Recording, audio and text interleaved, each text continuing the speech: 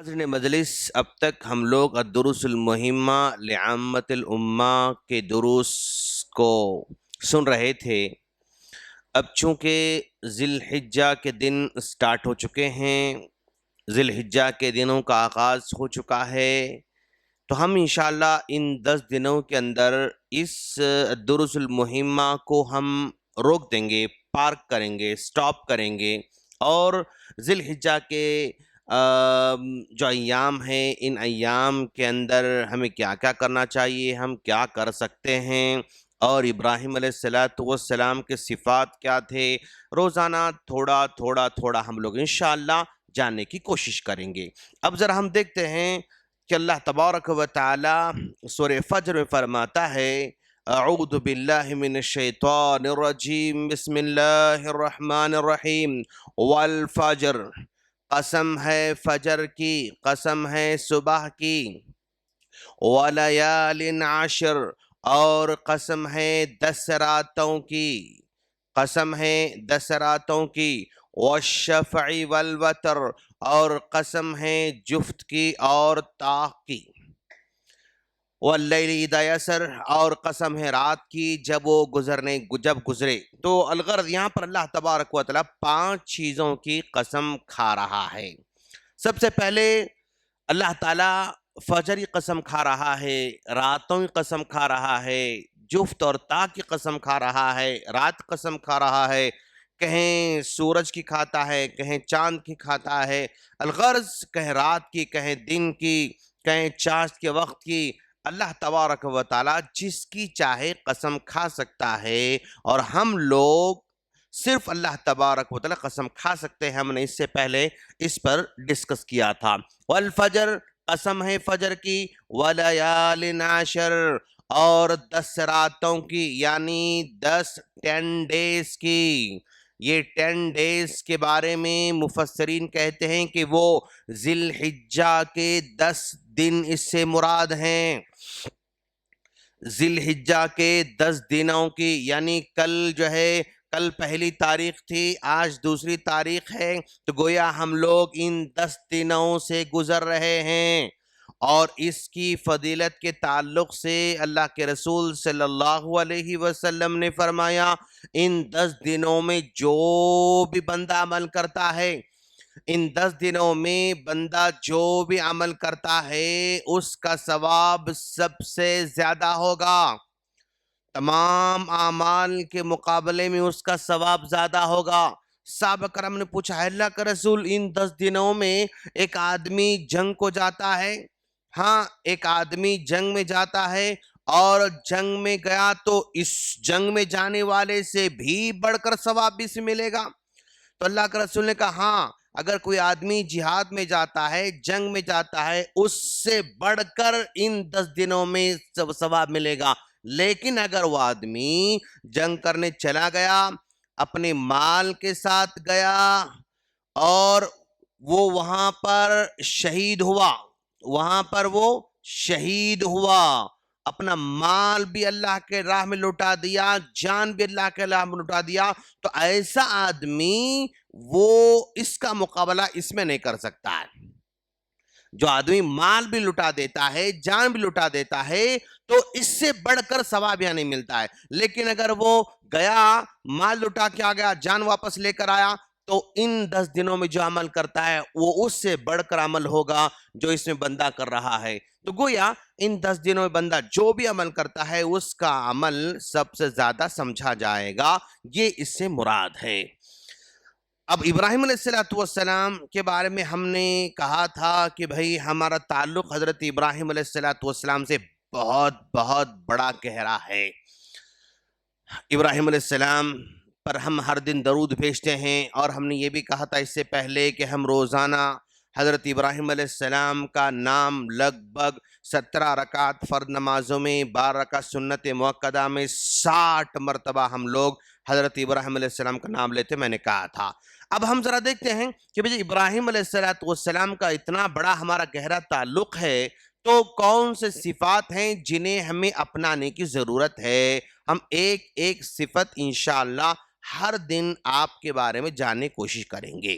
पहली सिफत, ابراہیم علیہ الصلوۃ والسلام کی وَإِبْرَاهِيمَ الَّذِي وَفَّى، حضرت ابراہیم علیہ الصلوۃ والسلام کی ایک صفت یہ بتائی جا رہی ہے کہ وہ وفادار تھے. وفاداری ان کی بہت بڑی صفت تھی. وفاداری، کسے وفاداری کریں گے؟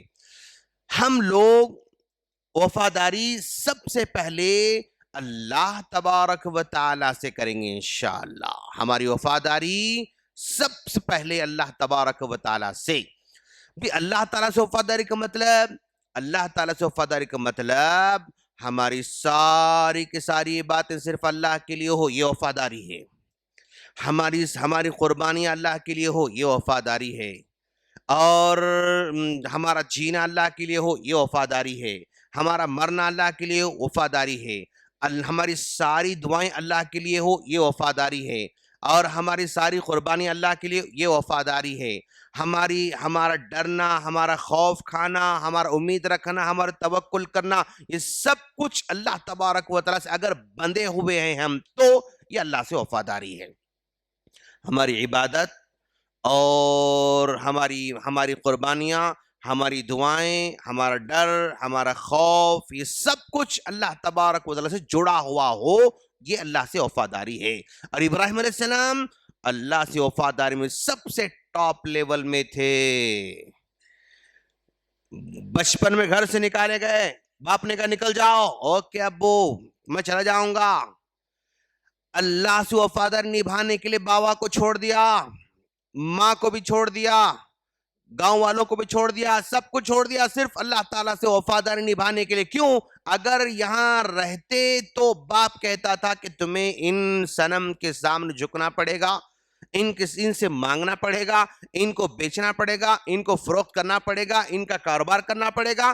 تو کہا کہ بھائی یہ تو نہ کھاتے ہیں، نہ پیتے ہیں، نہ چلتے ہیں، نہ پھرتے ہیں، نہ بولتے ہیں، نہ سنتے ہیں، ان سے کیا کروں؟ میں ان کی بات کیسے کر سکتا ہوں؟ تو باوا نے کہا نہیں، یا تو میرے پاس رہنا تو یہی کرنا ہے، یا تو نکل جانا ہے. کہا میں نکل جاؤں گا. ٹھیک ہے. تو اللہ سے وفاداری میں اپنے سب کچھ کو چھوڑ دیا، باپ کو، ماں کو، گھر کو، جائیداد کو، گاؤں کو، سب کچھ چھوڑ دیا. اللہ تعالیٰ سے وفاداری نبھانا ہے. اور پھر اس کے بعد ہماری دوسری وفاداری، اللہ کے بعد نبی صلی اللہ علیہ وسلم کے ساتھ ہماری وفاداری. نبی صلی اللہ علیہ وسلم وفاداری کا مطلب ہر معاملے میں جہاں جہاں آپ کی سنتیں ہیں مکمل طور پر سنت کے سامنے سرنڈر ہو جانا، یہ نبی سے وفاداری.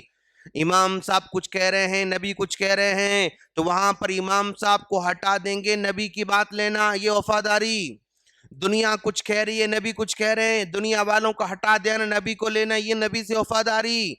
نبی کی بات یہ ہے اور دنیا والوں کی بات یہ ہے. دنیا والے عقل سے کچھ کہہ رہے ہیں، کہیں گے نہیں، یہ عقلی باتیں ہمیں نہیں چاہیے، نبی کی باتیں کیا ہے وہ ہمیں چاہیے. نبی سے وفاداری. سنتوں پر عمل کرنا، یہ ان سے وفاداری. ان سے محبت کرنا، یہ ان سے وفاداری. ان سے قلبی تعلق رکھنا، یہ ان سے وفاداری. نبی سے ہماری وفاداری ہونا چاہیے. اور اس کے بعد ہماری وفاداری ہمارے گھر والوں کے ساتھ، بیوی بچوں کے ساتھ ہماری وفاداری ہونا چاہیے. بیوی اور بچوں کے ساتھ ہماری وفاداری. بیوی بچوں کے ساتھ ہماری وفاداری جو زندگی بھر ہمارے ساتھ دیتے ہیں. ہم عام طور پر دوستوں کے ساتھ وفادار تو ہوتے ہیں، لیکن گھر والوں کے ساتھ وفادار نہیں ہوتے ہیں، جو کہ قربانیاں گھر والے ہمارے لیے زیادہ دیتے ہیں.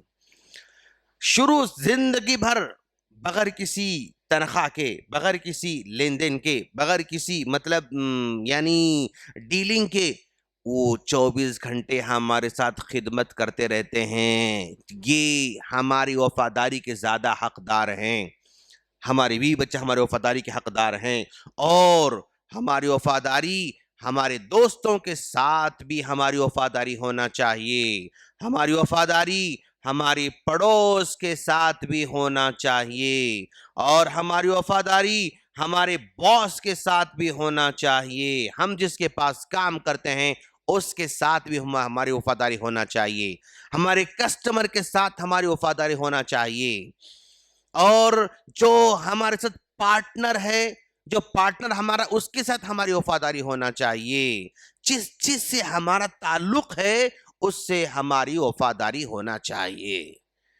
ہمارا پڑوس گھر کا پڑوس بھی ہو سکتا ہے، ہم جہاں جاب کرتے ہیں وہاں ہمارے بازو والا کرسی والا پڑوس بھی ہو سکتا ہے، ہم جس سفر میں جاتے ہیں وہ سفر میں بازو والا سیٹ والا بھی میرا پڑوس ہو سکتا ہے، کہیں بھی۔ تو یہ سارے پڑوسی بھی ہمارے وفاداری کے لائق ہیں، ہمارا کسٹمر، ہمارا باس اور ہمارا پارٹنر، سب کچھ یہ ہماری وفاداری کے حقدار ہیں۔ اگر ہم لوگ ان تمام کے ساتھ وفاداری نبھاتے ہیں تو گویا وفاداری کا حق ادا کر رہے ہیں، اور ایسی وفاداری جیسا کہ ابراہیم علیہ السلام انجام دیا کرتے تھے۔ وَإِبْرَاهِيمَ الَّذِي وَفَّى، ٹاپ لیول کی وفاداری کس کی تھی؟ ابراہیم علیہ السلام کی تھی۔ انشاءاللہ یہ ابراہیم علیہ السلام کی صفت کو ہم اپنے اندر پیدا کریں گے انشاءاللہ۔ اچھا، یہ وفادار بننے سے کس کا فائدہ ہے؟ ہمارا بھی فائدہ ہے، دوسروں کا بھی فائدہ ہے۔ اس میں اخلاق سمجھ میں آتے ہیں۔ اگر ہم کاروباری ہیں تو کاروبار میں ترقی کر سکتے ہیں، ہم جس پروفیشن میں بھی ہو اگر ہم وفادار ہیں تو ہم آگے بڑھ سکتے ہیں، شاید ترقی کر سکتے ہیں۔ اللہ سے دعا ہے اللہ تعالی ہم تمام کو حضرت ابراہیم علیہ السلام جیسا وفادار بننے کی توفیق عطا فرمائیں، اور زندگی کے ہر پہلو میں وفاداری کو نبھانے کی توفیق عطا فرمائیں۔ آمین۔ السلام علیکم ورحمۃ اللہ وبرکاتہ۔